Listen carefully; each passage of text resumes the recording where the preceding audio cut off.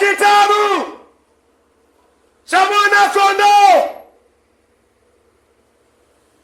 kitabu cha uzima cha Mwana-Kondoo. Je, jina lako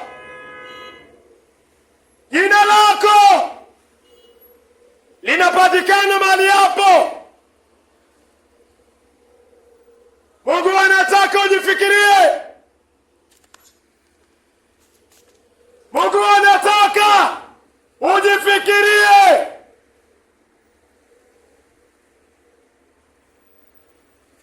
Manake jina lako likikosa kwa kitabu cha uzima cha Mwana-Kondoo, ambaye Mwana-Kondoo ni Yesu Kristo. Kuna kitabu mbinguni, kuna kitabu cha Yesu Kristo, kitabu cha uzima cha Mwana-Kondoo. Jina lako liko hapo.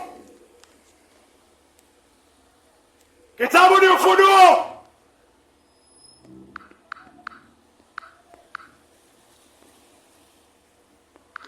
Kitabu ni Ufunuo. Ufunuo 21,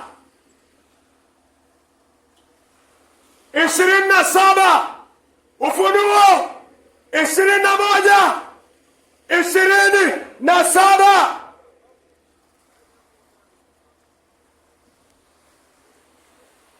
Lakini kitu kichafu hakitaingia humo kamwe, wala mtu yeyote atendaye mambo ya aibu au ya udanganyifu, bali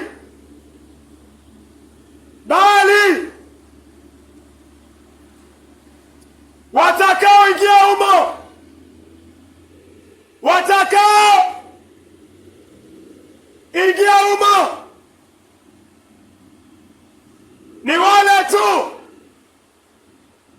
ni wale tu watakaoingia paradiso, ni wale tu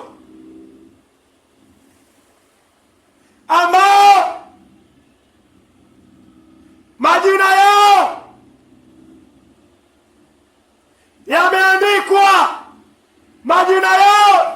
yameandikwa katika kitabu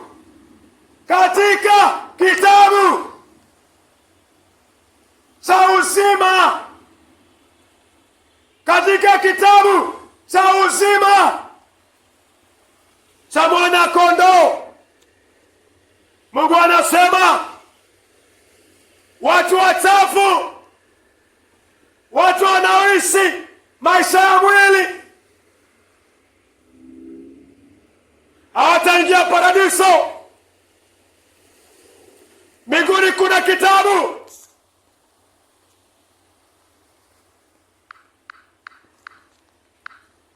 Hiki kitabu kinaitwa kitabu cha uzima cha Mwana-Kondoo. Mwana-Kondoo ni Yesu. Mbinguni kuna kitabu kinaitwa kitabu cha uzima cha Mwana-Kondoo cha Yesu Kristo. Yohana 1:36. Yohana alipomwona Yesu alisema, tazama Mwana-Kondoo wa Mungu. Mbinguni kuna kitabu cha Yesu Kristo, Mwana-Kondoo wa Mungu. Je, jina lako limeandikwa?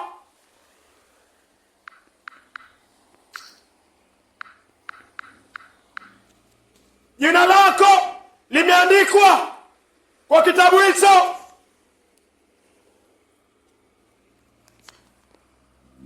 Ufunuo 20 mstari wa 15. Iwapo mtu yeyote jina lake alikuonekana katika kile kitabu cha uzima, alitupwa ndani ya lile ziwa la moto. Mbinguni kuna kitabu. Hicho kitabu ni kitabu cha Yesu Kristo.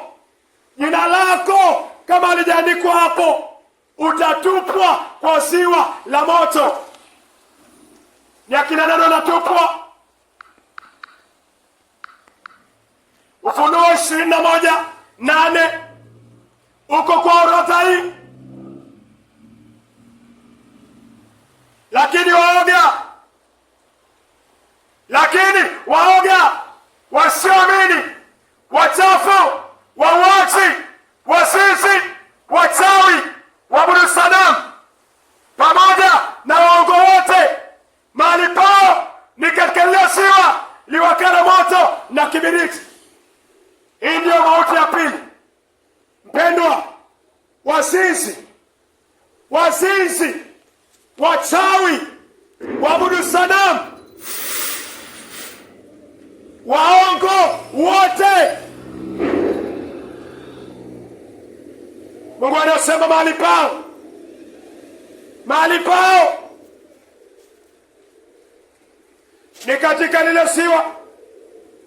ni katika lile ziwa liwakalo moto na kiberiti. Hii ndiyo mauti ya pili. Wazinzi, watu ambao wanaegemea sanamu za Maria, watu ambao wako na sanamu za kiroho kama pesa, televisheni, mpira na mengineo. Mpendwa, mbinguni kuna kitabu cha Mwana-Kondoo. Mbinguni kuna kitabu cha uzima cha Yesu Kristo.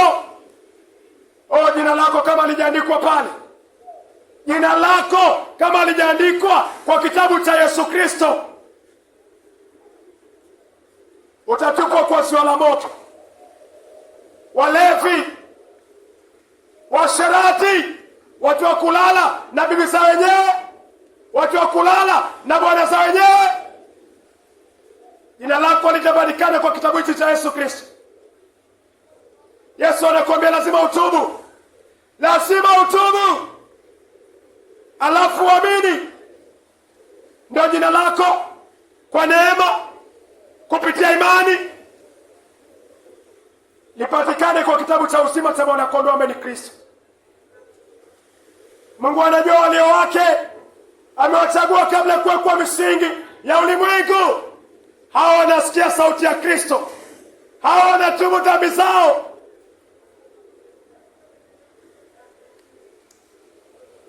Mathayo 4:17, Yesu alihubiri toba kabla kuziosha dhambi.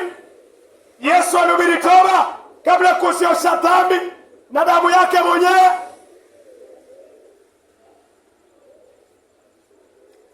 Mathayo 4:17, tangu wakati huo Yesu alianza kuhubiri akisema tubuni. Yesu akisema tubuni. Yesu alianza kuhubiri akisema tubuni, kwa maana ufalme wa mbinguni umekaribia. Huyu ni mwenye kitabu cha uzima. Kitabu cha uzima kinaitwa na jina lake. Yesu anakwambia utubu. Tubu, geuka kwa njia mbaya. Yesu ni mtakatifu, kitabu chake ni kitakatifu. Hatukuzaliwa watakatifu. Mungu anakuita tuzaliwe mara ya pili kupitia mbegu ambayo haiharibiki, kwa neema kupitia imani. Yesu alihubiri toba. Unafikiriaje? Mwenye kitabu cha uzima ambaye jina lake linaitishwa na jina lake, kitabu cha uzima cha Mwana-Kondoo, alihubiri toba. Sende kanisani na unaishi maisha machafu. You are wasting your time. Kanisa ni uende kwa mgonjwa wa dhambi na utibiwe. uendelee kuishi maisha masafi. Wengine miaka 5 uko kanisani bado unang'ang'ana na masturbation. Miaka 5 uko kanisani bado unang'ang'ana pornografia. Haujui unafuata nini. Mungu anakuambia geuka kwa njia mbaya. Usiope kusindikiza watu. Uko kanisani miaka 5 bado unalala na bibi za wenyewe na bwana za wenyewe na bado unaenda kanisani na uko na cheo. Haujui maana ya kanisa. Mungu anataka uone uovu wako, ukiri, ugeuke, akubadilishe. Mungu akufanye kanisa. Mungu akufanye kanisa.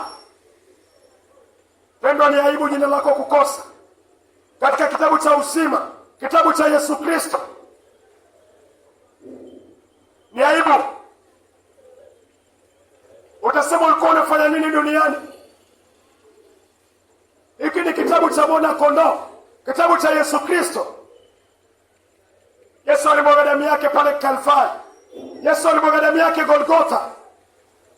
Mathayo 4, Mathayo 26:28. Hii ndio damu yangu ya agano imwagikao kwa ajili ya wengi. Yesu alimwaga damu kwa ajili ya wengi, kwa ondoleo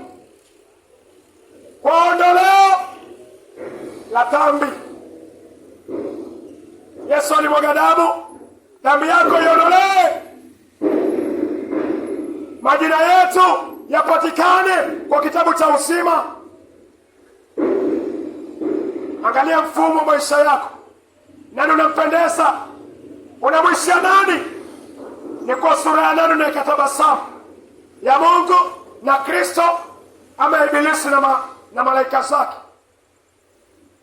Mungu anataka toba.